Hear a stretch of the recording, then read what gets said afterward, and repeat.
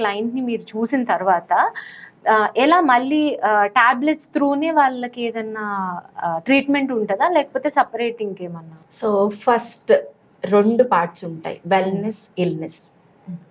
మేము వెల్నెస్ మీద కాన్సన్ట్రేట్ చేస్తాం, ఇల్నెస్ మీద కాన్సన్ట్రేట్ చేస్తాం. వెల్నెస్లోకి వచ్చేటప్పటికి నాకు డిసీజ్ వద్దు, నేను బాగుండాలి. ఇప్పుడు నేను ఎక్సర్సైజ్ రోజు వెళ్తున్నాను, హెల్దీ ఫుడ్ తింటున్నాను, ఆ కేటగిరీ మొత్తం అంతా కూడా నేను వెల్నెస్లోనే ఉంటాను, నాకు ఎలాంటి డిసీజ్ వద్దనే కేటగిరీ. అలాంటి వాళ్ళ కోసం మా దగ్గర డీటాక్సిఫికేషన్ ప్రొసీజర్స్ ఉంటాయి, ఆక్సిజనేషన్ ప్రొసీజర్స్ ఉంటాయి. సో వాళ్ళకి ట్రీట్మెంట్స్ అండ్ ఐరిస్ అనాలిసిస్ అనేది మనకి ఒక వ్యాధి వచ్చే ముందుగానే చాలా ముందుగా తెలుసుకోవడానికి అవకాశం ఉన్న ఒక అసెస్మెంట్ టూల్. సో అలా అసెస్ చేసిన తర్వాత వాళ్ళకి మీకు ఒక 5 yearsలో ఇలాంటి ప్రాబ్లం వచ్చే అవకాశం ఉంది, 10 yearsలో ఇలాంటి ప్రాబ్లం వచ్చే అవకాశం ఉంది, దీనికి మీరు ప్రివెంటివ్గా ఈ కేర్ తీసుకుంటే మీకు బాగుంటుంది అనేది